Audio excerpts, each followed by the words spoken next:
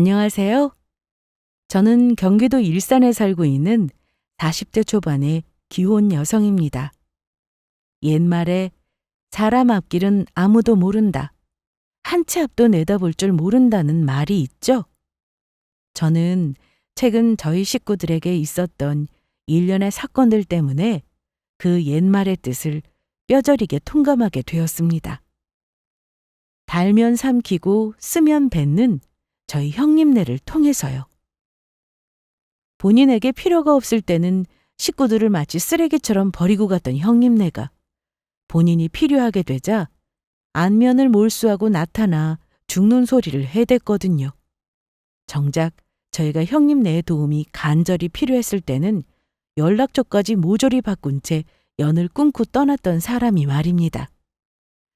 오늘 저는 이 사연으로 저의 시댁 식구들의 이야기를 해보려고 합니다. 저는 33살이 되던 해 오랜 친구였던 남편을 만나 1년의 연애 끝에 결혼을 했습니다. 처음 만났던 게 딱 20살이 되던 대학교 1학년 때의 일이었으니 연애를 하기 전에 알았던 시간만도 무려 10여 년이 넘었었죠. 그 긴 시간을 두고 친구로 만나왔던 만큼 저희는 서로에 대해서 너무나 잘 알고 있었습니다. 각자의 성격이야 당연했고 자라온 성장 배경이나 가정 환경, 심지어 서로의 연애사까지도 모조리 알고 있었죠. 그래서인지 저희는 별로 싸울 일이 없었습니다. 보통 갓 사귄 연인들이 싸우는 이유는 서로 상대에게 기대했던 바가 달라서인 이유가 크잖아요. 그게 성격이 되었든 연락 패턴이 되었든 그것도 아니면 경제적인 조건이 되었든 간에요. 저희는 애초에 상대방에 대해서 모르는 게 거의 없는 상태로 만나기 시작했으니 새롭게 기대할 것도 또 실망할 것도 없었죠. 하지만 그런 저도 결혼을 하면서 새롭게 놀라게 된 사실이 한 가지 있었습니다. 그건 바로 시댁의 문제였어요. 정확하게는 남편의 형인 아주버님과 아내인 형님이었죠. 사실 결혼 전에도 저 두 사람에 대한 이야기는 남편에게 들은 적이 있었습니다. 형은 어릴 때부터 이기적인 성격이었고 집안일에는 무관심한 사람이었는데 결혼을 하고 나서는 그게 더 심해졌다고요. 그리고 형수는 더 말할 것도 없다고 하더라고요. 둘 다 똑같은 사람이라고 하면서요. 처음에 그 이야기를 들었을 때는 오히려 남편에게 더 놀랐었던 것 같습니다. 원래 저희 남편은 누군가에 대해 안 좋은 이야기를 하는 성격이 아니었거든요. 오히려 하도 사람들의 좋은 점만 봐서 제가 답답하다고 속이 터진다고 할 정도였죠. 그런데 그런 남편의 입에서 나온 이야기가 저 정도라니 도대체 어떤 사람들일지 궁금했습니다. 그리고 시댁의 첫 인사를 드리러 갔던 자리에서 저는 두 사람을 처음 만나게 되었죠. 역시나 첫 인상부터 범상치가 않더라고요. 그래도 하나밖에 없는 남동생이 결혼할 사람을 데리고 온 건데 아주버님은 저에게 크게 관심이 없는 눈치였어요. 어제 밤늦게까지 야근하고 와서 피곤하다며 얼른 가서 쉬고 싶다는 말을 아주 대놓고 하시더라고요. 거기다 형님은 또 다른 결로 특이한 사람이었습니다. 그런데 동서는 무슨 일을 한다고요? 아, 저는 미술학원에서 초등학생 아이들 가르치고 있어요. 미술학원? 그러면 동서가 원장이에요? 학원은 얼마나 큰데요?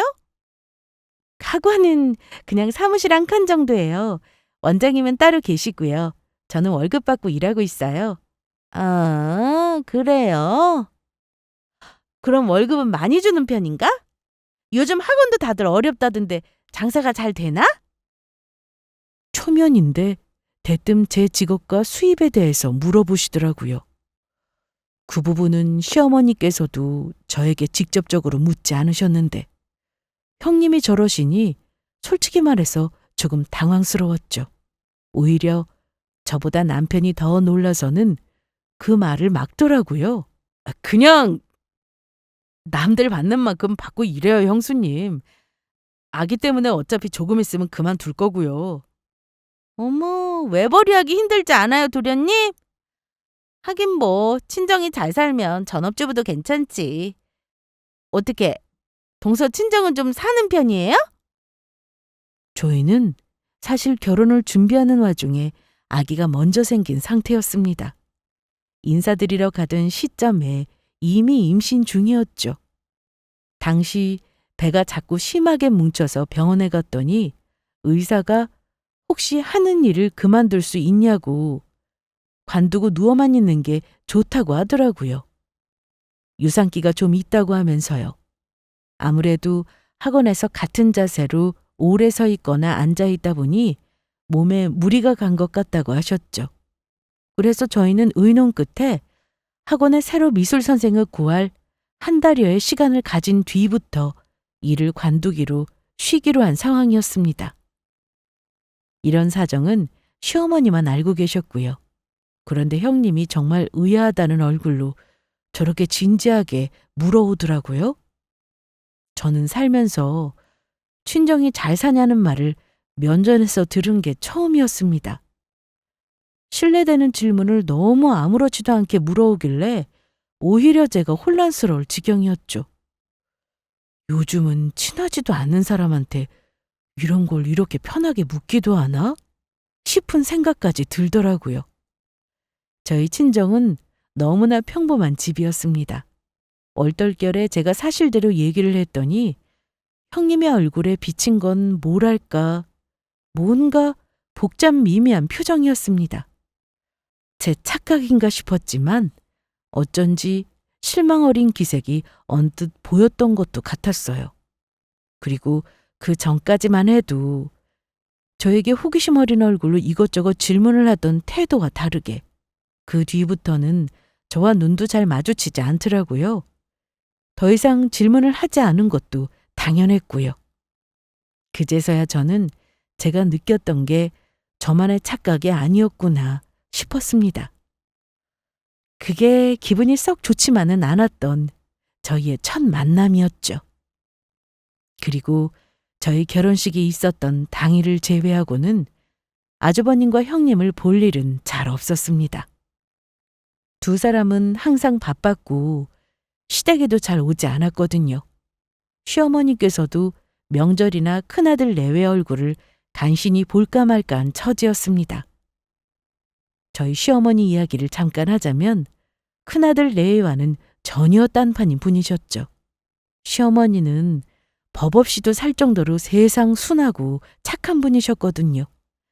마음도 여린데다 가족이든 남한테든 안 좋은 소리는 일절 못하는 성격이셨어요. 시어머니한테 어떻게 아주버님 같은 성격의 아들이 나왔나 의아할 정도였죠. 몇 년 전 시아버지가 돌아가신 후에 시어머니는 시장 안에서 조그만 칼국수 가게를 열어 장사를 하시고 계셨습니다. 작게 하는 가게지만 이제 단골도 꽤 생겼더라고요. 저희 시어머니라서 하는 소리가 아니라 어머니 요리 솜씨가 정말로 좋으시거든요.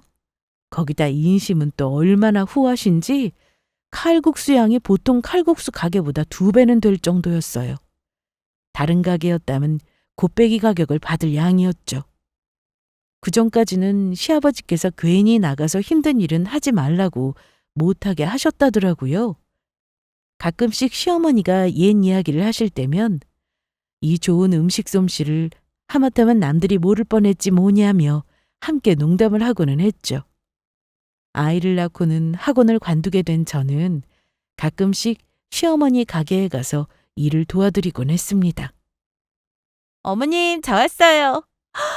와, 오늘 손님 많네요? 아가, 여기는 또 뭐하러 왔어? 애는 어쩌고? 준우는 아직 어린이집에 있어요. 끝나려면 좀 더 있어야 해요. 오늘 가게 주방 이모님 일 있어서 안 나오신다면서요? 어머님 바쁘실 것 같아서 제가 도우러 왔죠. 바쁘면 바쁜 대로 내가 하면 되지. 뭐하러 너까지 여기를 와?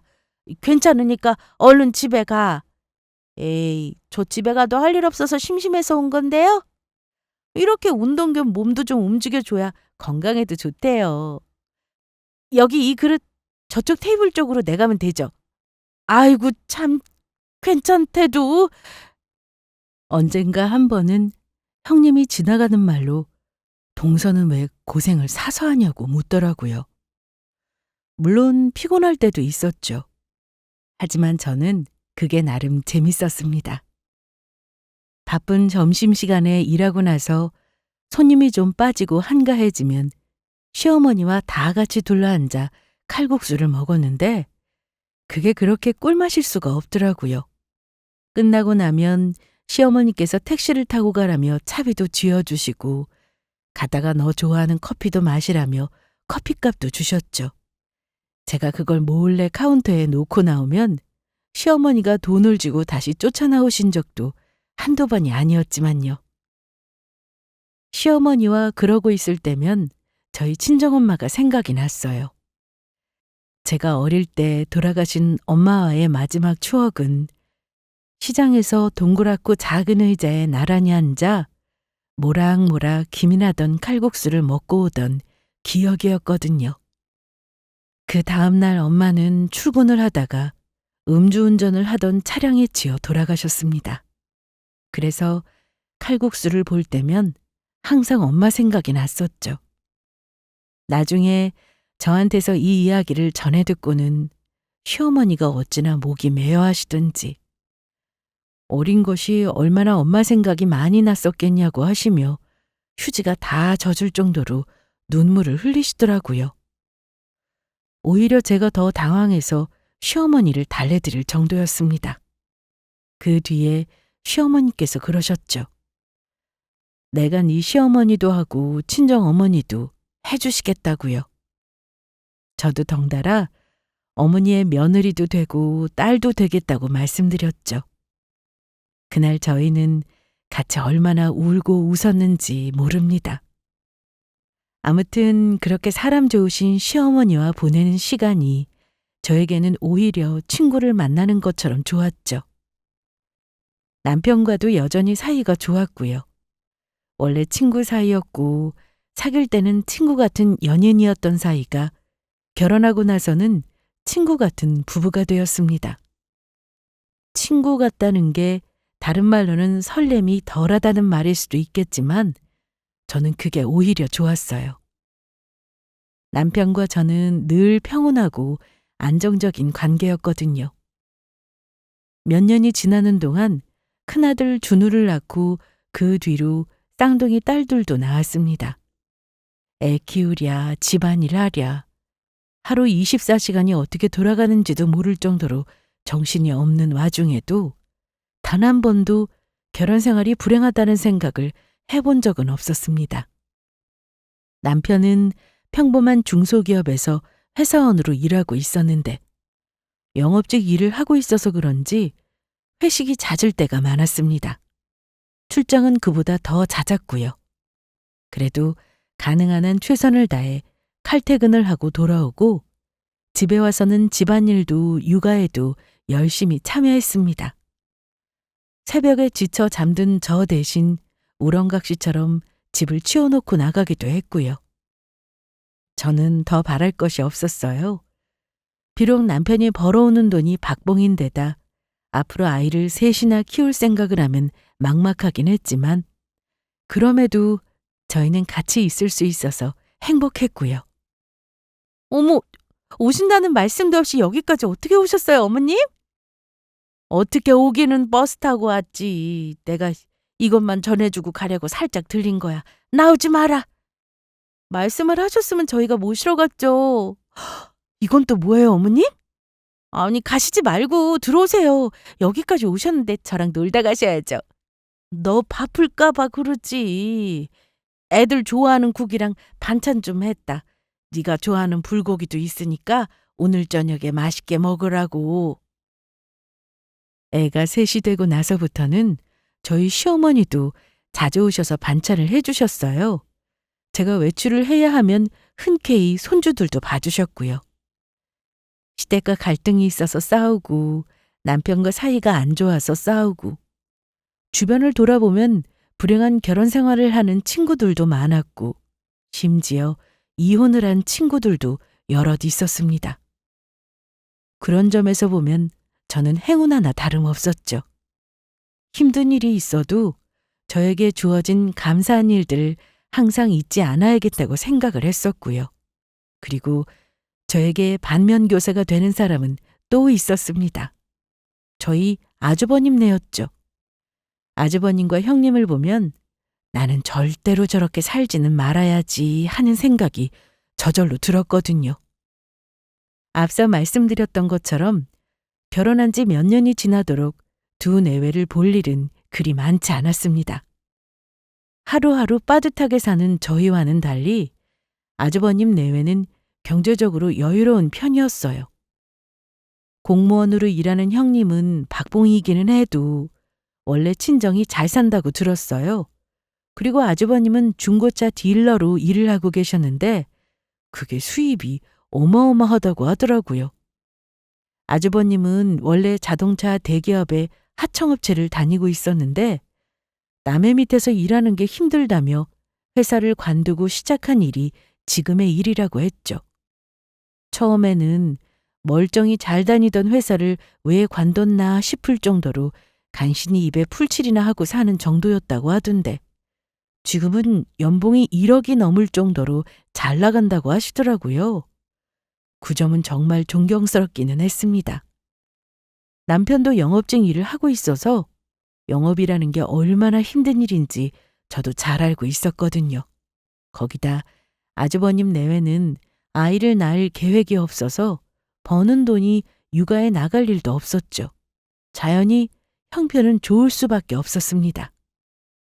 하지만 돈만 잘 번다고 다 좋은 건 아니었어요. 수입이 좋은 만큼 아주버님은 항상 피곤하다는 말을 입에 달고 살았고 그건 형님도 마찬가지였습니다. 요즘은 공무원이 민원도 많고 업무 강도도 높다고 하는 말을 전해 듣기는 했는데 형님은 정말이지 너무 바빠 보였습니다. 그것도 특히 집안 행사가 있을 때만 골라서요. 그때마다 항상 평일 주말 가릴 것 없이 멀리 출장 스케줄이 있다더라고요. 시댁 대소사에 참여하는 대신 딸랑 계좌이체로 용돈만 전해오는 경우가 대부분이었습니다. 최근에는 시어머니 생신이 있었는데 그때도 시어머니 계좌로 용돈만 달랑 붙였더라고요. 시간은 없고 돈만 있는 사람들이 할 만한 선택이었죠. 저는 아침부터 마트에 가서 장을 보고 미역국에 잡채에 고기까지 구웠는데 모처럼 온 가족이 다 모이는 줄 알고 한껏 만들었던 요리가 생신상 위에서 차갑게 식어가고 있었습니다. 이럴 줄 알고 미리 형님께 올 수 있냐고 전화를 걸어 물어봤을 때도 온다 만다 말도 없이 뜨뜻미지근한 반응을 보이더니 결국은 당일 오후가 되어서야 통보를 하더라고요. 동서, 미안한데 나 갑자기 야근이 생겨서 못 갈 것 같네? 어쩌지? 네?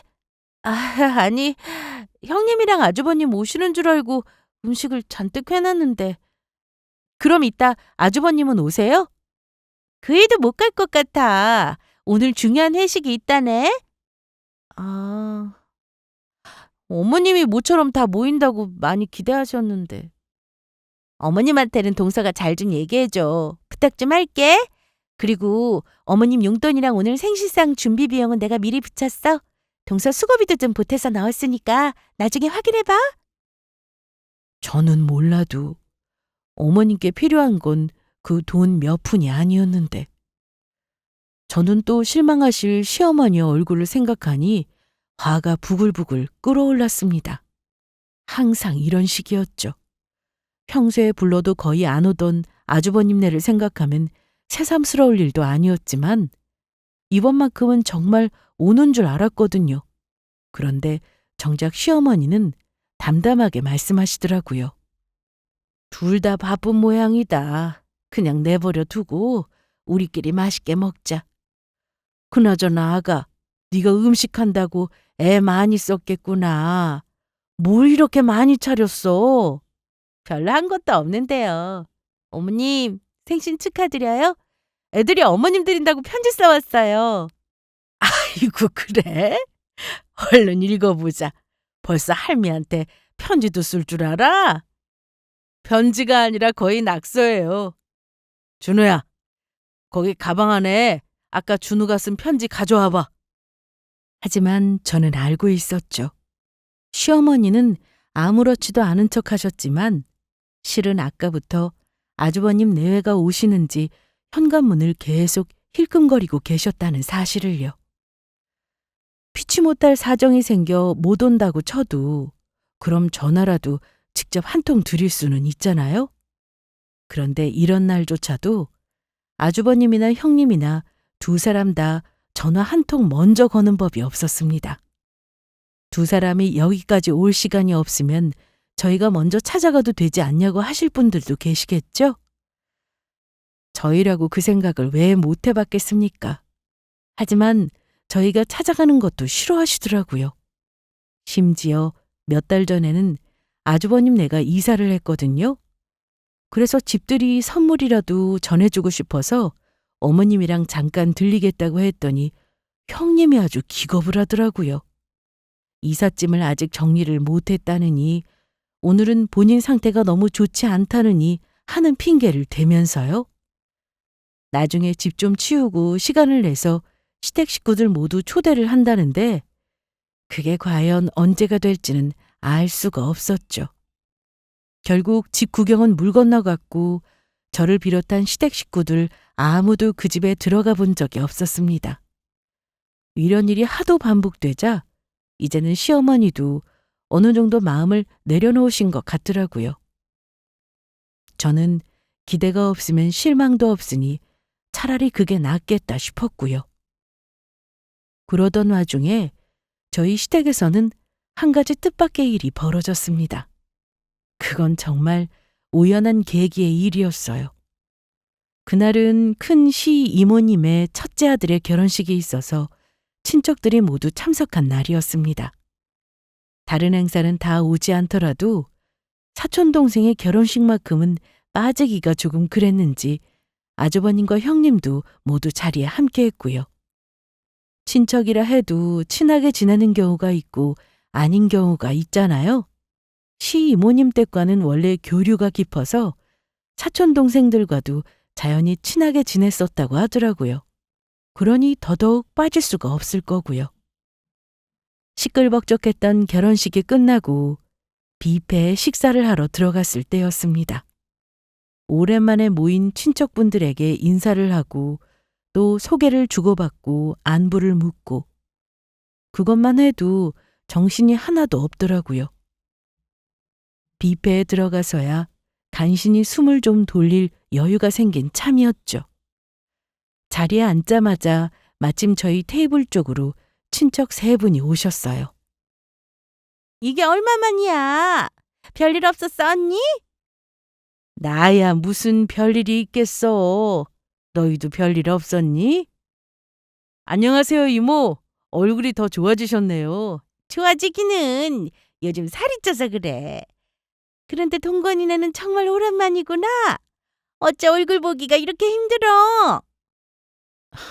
죄송해요. 요즘 일이 좀 많이 바빠서요. 아무리 바빠도 와야 할 때는 와야지. 테이블 맞은편에 앉으신 건 저희 시어머니의 막내 여동생인 작은 시 이모님 식구들이었죠. 저도 그렇게 자주 보는 사이는 아니었지만 볼 때마다 느꼈던 건 성격이 참 직설적이시구나 하는 생각이었습니다. 오늘도 자리에 앉기가 무섭게 아주버님 내외를 농담처럼 타박하셨으니까요. 아주버님은 난처한 얼굴로 그저 웃었고 형님은 떨떠름한 얼굴로 말이 없었습니다. 그리고 시어머니가 작은 시 이모님의 말씀을 막으셨죠. 아유, 됐어. 앉자마자 잔소리는. 너 요즘 이사할 곳 알아보고 다닌다며? 어디로 갈지는 정했고? 안 그래도 그 얘기를 하려고 했지. 나 지금 사는 동네에서는 병원 다니기가 영 불편해서 서울로 가려고 했는데 집값이 어찌나 비싼지. 그러게 내가 그 시골로 내려가지 말라고 몇 번을 얘기했어. 너 거기서 불편해서 못 산다니까. 그러게 말이야. 그나저나 아직도 연락 온 데는 없어? 저번에 말했던 언니 땅 말이야. 작은 시 이모님의 갑작스런 이야기에 저희는 모두 의아한 얼굴이 되었습니다. 저희 시어머니만 제외하고요. 시어머니의 얼굴에 순간 당황한 기색이 스쳐 지나갔습니다. 하지만 뭐라고 말을 꺼내기도 전에 아주버님이 먼저 물어보셨죠. 땅이요? 그래, 너희 엄마 땅. 거기 이번에 재개발 들어갈 거라고 아주 소문이 파다하잖아. 벌써 땅값이 엄청 올랐다던데 아직 팔라고 연락 온 데는 없어? 어머님, 땅이 있으셨어요? 그 순간 형님은 깜짝 놀라서 시어머니께 바로 되물었습니다. 시어머니는 마뜩찮은 얼굴로 고개를 작게 끄덕이셨고요. 그러자 이번에는 상황을 알게 된 작은 시 이모님의 얼굴이 당황으로 물들었습니다.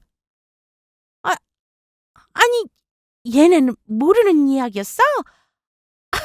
이거 내가 괜한 소리를 해가지고 나는 당연히 애들도 알고 있는 줄 알았지.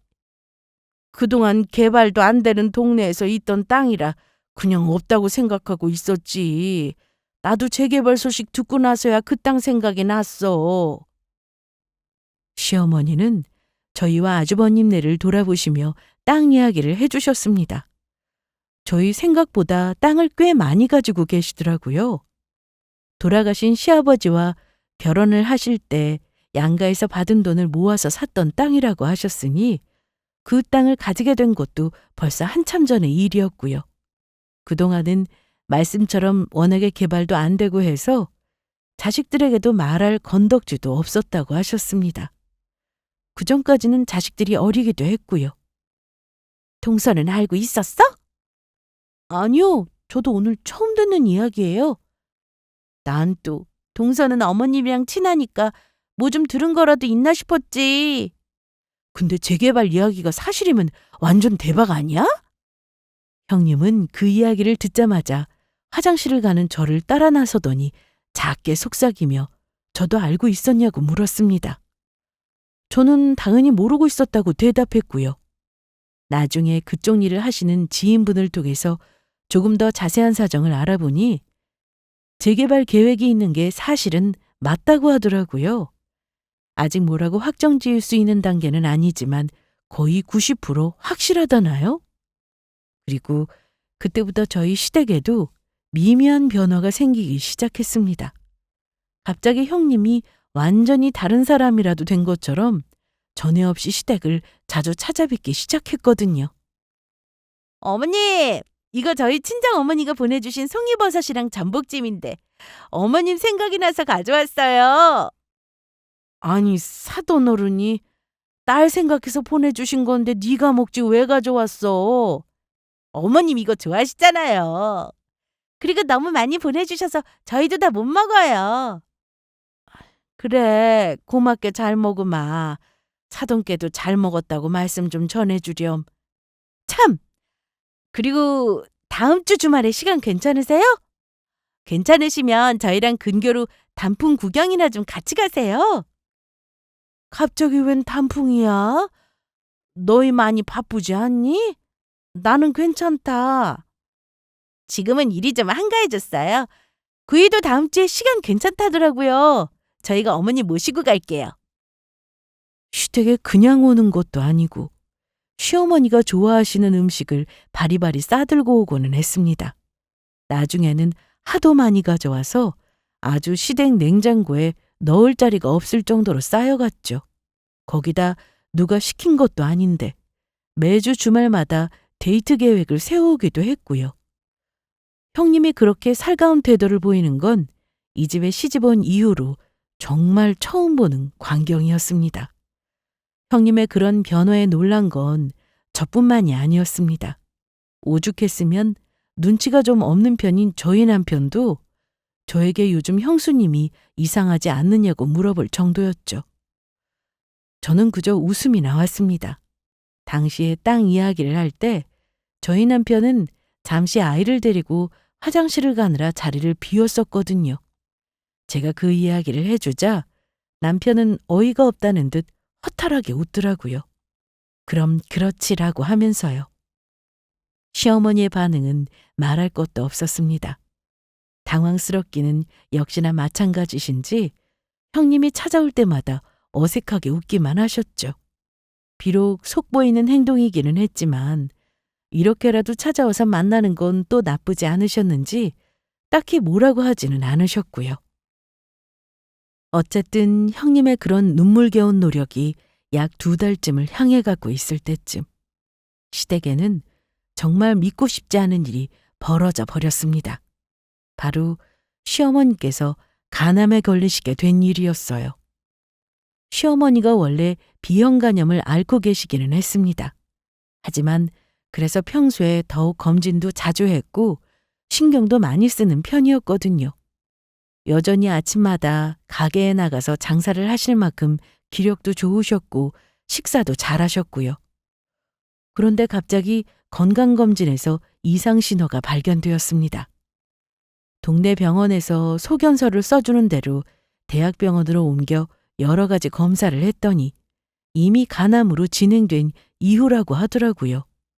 너무 갑작스러워서 식구들 모두 할 말을 잃을 정도였죠. 불과 1년 전에 있었던 검진 때까지만 해도 아무런 이상이 없었는데 이렇게 진행된 걸 보면 빠른 속도로 진행되고 있는 것 같다고도 하셨고요. 그리고 상담 결과 간 절제 수술을 해야 한다는 결론이 나왔습니다. 어머님, 너무 걱정하지 마세요. 요즘 의학기술에 간암이 뭐 별거라고요. 저희는 빨리 발견한 편이라고 하니까 수술도 잘 될 거예요. 동서 말이 맞아요. 제가 좀 알아봤는데 어머님처럼 간암의 크기가 작으면 절제 수술 후에도 대부분 완치될 가능성이 높대요.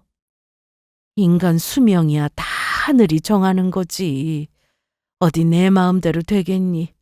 살만 하면 살겠지. 그것보다도 나는 수술비가 더 걱정이구나. 가게도 문을 닫아야 하는데. 걱정 어린 시어머니의 말씀을 듣자 저희는 한숨부터 터져나왔습니다. 이 상황에 지금 가게 걱정을 왜 하세요? 그리고 수술비는 어떻게든 저희가 마련할 테니까 어머니는 그런 걱정은 안 하셔도 돼요. 그래도 수술비만 벌써 몇 천만 원이고 나중에 치료 비용까지 합치면 거진 1억 가까이 들 수도 있다던데 걱정이 안 되게 생겼어? 그 큰 돈을 갑자기 어디서 구한다고? 제가 알기로 시어머니는 현금이 거의 없는 상태셨어요. 칼국수 가게도 대단하게 돈을 남기는 가게가 아니라 그저 시어머니 생활비에 보탤 정도일 뿐이었고요. 거기에는 이유가 있었습니다. 시아버지께서 돌아가시기 몇 년 전에 하시던 사업이 망했거든요. 그래서 가지고 있던 돈을 대부분 털어서 빚을 갚는 데 쓰셨다고 들었습니다. 그 이후로 몇 년간 또 작게나마 저축했던 돈은 아주버님이 결혼하실 때 신혼집 아파트에 보탠다고 가져갔다고 들었고요. 저희가 결혼할 때는 정말 시어머니 수중에 한 푼도 없으신 상태였어서 저희는 아예 양가에서 아무것도 받지 않았었죠. 그러니 지금 수술비를 걱정하는 것도 당연했습니다. 원래 젊은 시절에 들어두셨다던 보험도 집이 어려워졌을 때 모두 해약하시는 바람에 남은 게 없었고요. 저는 머릿속으로 통장에 남은 돈과 생활비를 제외하고 융통할 수 있는 현금을 계산했습니다. 사실 저희도 형편이 빠듯하기는 마찬가지였어요. 남편이 벌어오는 돈으로는 우리 식구 5의 식비에 생활비, 큰애 태권도 학원비, 그리고 아파트 대출금을 갚고 나면 간신히 1, 20만 원이 남을까 말까 했거든요. 오죽했으면 내년에 쌍둥이가 어린이집에 들어가면 저도 다시 학원에 나가서 일을 할 생각을 하고 있던 참이었고요. 하지만 어찌되었건 일단 시어머니부터 살리는 게 우선이었죠. 혼자는 힘들어도 저희랑 아주버님네가 돈을 합친다면 어떻게든 수술비는 마련할 수 있을 것 같았습니다. 정 안 된다면 그 땅이라도 팔아서 병원비에 보태야지 뭐 어쩌겠니. 땅을 파신다고요? 그래야지. 그런데 급하게 팔아야 하는데 땅이 그 전에 팔릴지 모르겠구나. 그것도 그렇고 재개발 이야기 본격적으로 나올 것 같은데 지금 팔기는 너무 아까운데요. 그런데 그 순간 형님의 입에서 뜻밖의 말이 터져 나왔습니다. 어머님, 병원비는 저희가 다 부담할 테니 돈 걱정은 하지 마세요. 너희가 다 내겠다고? 네.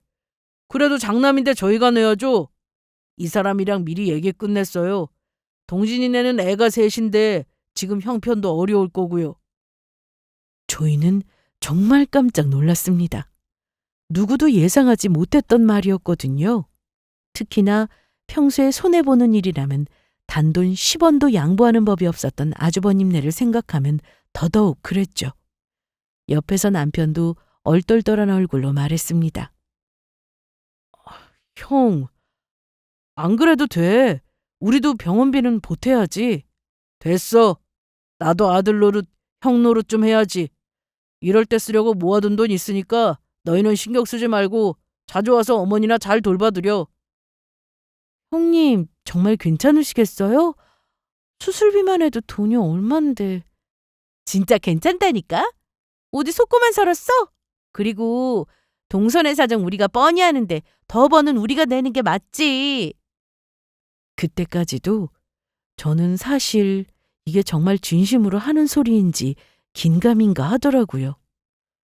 그것도 그럴 게 불과 몇 달 전까지만 해도 한 달에 2만 원짜리 갯돈 때문에 난리가 났었거든요. 친척들끼리 모여서 1년에 한 번 단체로 1박 2일짜리 여행을 가는 게였는데 아주버님네는 애도 없는데 왜 어린애가 있는 집이랑 똑같이 돈을 내야 하냐며 본인들은 1만 원만 내겠다고 해서 난리가 난 적이 있었거든요. 총무를 담당하시는 시이모님네 큰딸이 그냥 그러라고 한 뒤 일이 마무리되기는 했지만요. 그 사건을 뻔히 알고 있는데 기천만 원에 달하는 수술비를 혼자 부담하겠다니 당연히 저희가 어리둥절할 만도 했죠. 어쨌든 몇 번을 되물어봐도 정말 진심이라고 하길래 그제서야 믿을 수가 있었습니다. 곧 이어서 든 생각은 안도감이었죠. 돈 잘 버는 형님네 덕을 이제라도 보게 되니 천만 다행이다 싶더라고요. 그동안 형님네에게 가졌었던 안 좋은 감정도 저절로 사라지고 있었고요. 시어머니도 내심 돈 문제로 걱정이 많으셨던 모양이었는지 이제야 조금 얼굴이 밝아지셨습니다. 남은 건 수술 전에 시어머니가 최대한 컨디션을 끌어올리시도록 도와드리는 것뿐이었죠. 형님네가 돈을 내시니 저희는 사후 케어라도 열심히 하는 게 맞다고 싶었고요. 그래서 수술 후에는 저희가 시어머니를 모시고 와서 돌봐드리기로 했고요. 그렇게 얼른 시간이 지나가서 수술이 끝났으면 싶은 나날들이 하루 이틀 지나가고 있었습니다. 그런데 얼마 후 수술 당일날이 되었을 때 저희 식구들에게는 정말 말도 안 되는 일이 벌어지고야 말았습니다. 당시에 미리 입원해서 수술 준비를 다 마친 시어머니를 제가 옆에서 간병하고 있던 참이었죠. 간암 수술이 워낙에 고액 수술이라 전체 비용의 20%를 수술 당일 아침까지 미리 납부하도록 되어 있었거든요. 그것만 해도 벌써 2천만 원이었죠. 가뜩이나 수술 전 준비 절차들로 정신이 없었는데 형님이 어제부터 계속 연락이 없으시더라고요. 병원에서 언제까지 납부가 되냐고 재촉을 받고 나서 아주버님과 형님에게 번갈아 가며 계속 전화를 돌렸지만 연락이 되지 않았습니다. 여보, 아직 연락 안 됐어? 아주버님도 안 받으셔. 형도 이제는 전화기가 아예 꺼져 있는데? 무슨 일 생긴 거 아니야? 아니, 무슨 일이 있더라도 일단 수술비가 급한데 두 사람 다 연락을 안 받으면 어떡해? 진짜 어떻게 된 거지? 내가 다시 전화 걸어볼게. 어제 전화가 안 될 때 찾아가 보기라도 할 걸 그랬나? 수술 시간은 점점 다가오고 있었고 저와 남편은 초조해서 마음이 너무 급한 상태였습니다. 그런데 그 순간 저에게 문자 한 통이 날아왔어요. 그 문자를 확인한 순간 하마터면 저는 눈이 튀어나올 뻔했습니다. 동서, 우리 수술비 못 내겠어. 우리도 없는 형편에 큰 마음 먹고 내려고 한 건데 차근히 계산해보니 생각보다 더 여유가 없더라고. 너무 매정하다고 생각하지 마. 솔직히 어머님도 좀 너무하신 것 같지 않아? 모은 돈이 없는 건 그렇다 쳐도 본인 병원비 정도 못 내서 자식들한테 패기치는 건 좀 아닌 것 같아. 아무튼 우리는 할 만큼 했으니까 어머님은 사이좋은 동서가 챙기든지 해. 진짜. 입에서 욕이 저절로 나오더라고요. 옆에서 같이 문자를 확인한 남편도 이게 뭐냐는 소리가 자동으로 나올 만큼이요. 머리 끝까지 화가 뻗친 남편이 제 전화를 뺏어서 곧장 형님에게 전화를 걸었지만 전화기는 꺼져 있었습니다. 진짜 정신 나간 거 아니야? 어떻게 이런 말을 해? 아니, 다른 건 다 놔둔다 치고 수술 당일에 갑자기 이러면 어쩌자고. 일단 어머니 수술비부터 구해야 해. 우리 통장에 지금 얼마나 있지? 나 전화 좀 돌리고 올게. 남편은 하얗게 질린 얼굴로 복도로 뛰쳐나갔습니다. 당장 지금 이 순간도 시어머니는 수술 전 검사를 하러 아래층에 내려가 계신 상태였는데 이 일을 어떻게 수습해야 할지 앞이 캄캄하더라고요. 그리고 그때 제 머릿속에 번뜩 떠오른 생각이 있었습니다. 그건 저희가 며칠 전에 받은 전화 한 통이었죠. 그때 잘 아는 지인분을 통해서 시어머니의 땅이 재개발될 것 같다는 소식을 들었었잖아요. 그분이 다시 전화를 하셨더라고요. 안타까운 이야기지만 아무래도 그 땅이 재개발이 안 될 것 같다는 소식이었습니다. 거의 확정이다시피 한 일이었는데 관련 소송이 걸리면서 문제가 생겼다고요. 시어머니와 저희야 원래 없던 땅이라고 생각했으니 많이 아쉽기는 해도 어쩔 수가 없지 않겠냐며 허탈하게 웃어넘겼습니다. 그럼 그렇지. 세상에 공짜가 어디 있겠냐고 하면서요. 하지만 그 이야기가 시댁의 누군가에게는 웃어 넘길 수 있는 일이 아니었던 모양이었습니다. 설마 그게 아닐 거라고 생각하고 싶어도 단 며칠 만에 이렇게 말도 안 되는 일이 벌어지게 된 건 그것 말고는 도무지 이유가 없었죠. 적어도 제가 알고 있는 한에서는요. 여보, 돈 구했어? 급한 대로 일단 통장에 있던 돈이랑 적금 해약한 거랑 합쳐서 선납해야 하는 돈은 맞췄어. 나머지는 일단 수술 끝나고 구해보자. 나도 좀 전화 좀 돌려볼게. 갑작스런 사태에 저와 남편은 백방으로 뛰어다니며 수술비를 구했습니다. 수술비는 모두 합쳐서 거의 1억에 가까이 되는 돈이었어요. 태어날 때까지는 어떻게든 그 돈을 맞춰야 했습니다. 저희는 시어머니께는 이 사실을 철저히 비밀로 했죠. 혹시라도 받으실 충격이 걱정이 되었거든요. 다행히 시어머니의 수술은 무사히 잘 끝났습니다. 개복을 해보니 미리 예상했던 것과 진행 상태도 거의 비슷했고요. 그리고 수술이 끝나고 며칠이 지나서야 저희는 비로소 시어머니께 사실을 털어놓았습니다. 그동안 그 두 인간들에게서 병문안은커녕 전화 한 통마저 없는 걸 시어머니가 이상하게 생각하셨거든요. 혹시 무슨 일이라도 있는 거 아니냐고 자꾸 찾으셨고 차마 문자 내용 그대로 읽어드리지 못했고 최대한 순화시켜서 전달을 하기는 했습니다. 하지만 시어머니는 말 그대로 정말 충격을 받으신 것 같더라고요. 그날 이후로는 단 한 번도 아주버님과 형님의 이야기를 꺼내지 않으셨거든요.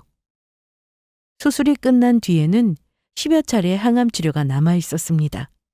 시어머니는 항암 부작용이 너무 심했던 나머지 한동안 입원 치료를 하기도 했었고요. 수술비와 그 후 항암 치료비, 자잘한 약값과 입원비 등등을 모두 합치면 병원비는 1억이 훌쩍 넘어가고 있었습니다. 너희한테는 너무 미안하구나. 내가 면목이 없다. 그런 말씀 마시고 어머니는 회복만 잘하세요. 지금 제일 신경 쓰실 일은 그것밖에 없어요.